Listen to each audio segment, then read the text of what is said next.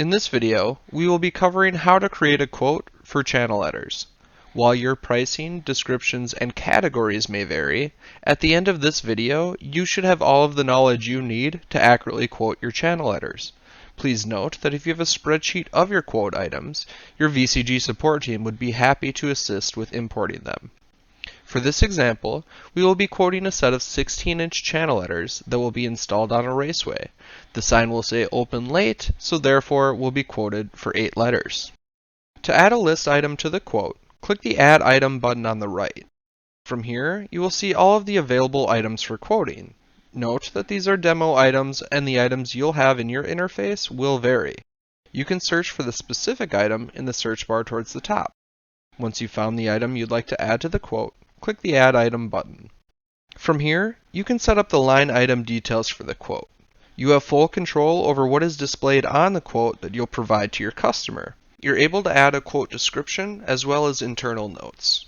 If you don't want the quote text or the quote description to display, ensure you uncheck the corresponding print checkbox. So for this example, I'd like the quote text to appear on the quote I provide to my customer.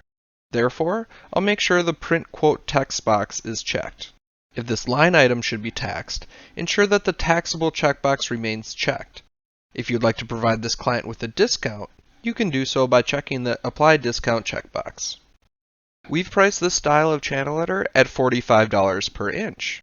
And since each letter is 16 inches, I've gone ahead and added 16 to the one dimension field in the Pricing Attributes section near the bottom.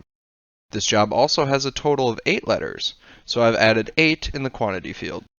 Now, I'm ready to add this line item by clicking the Add Item to Quote button. Once added, I can see all my line items for this quote on this page.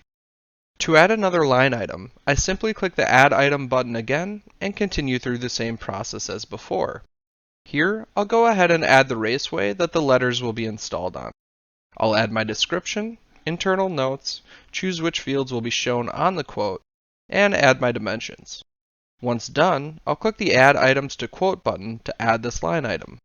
You can continue adding as many line items as the quote needs by repeating those steps. Some other line items that you may want to include could be the travel time to the job, permit, or installation costs. Once you've added all of the line items, you can apply taxes to them. To do so, click the Add Tax button. You can have multiple taxes entered, including but not limited to the state or county.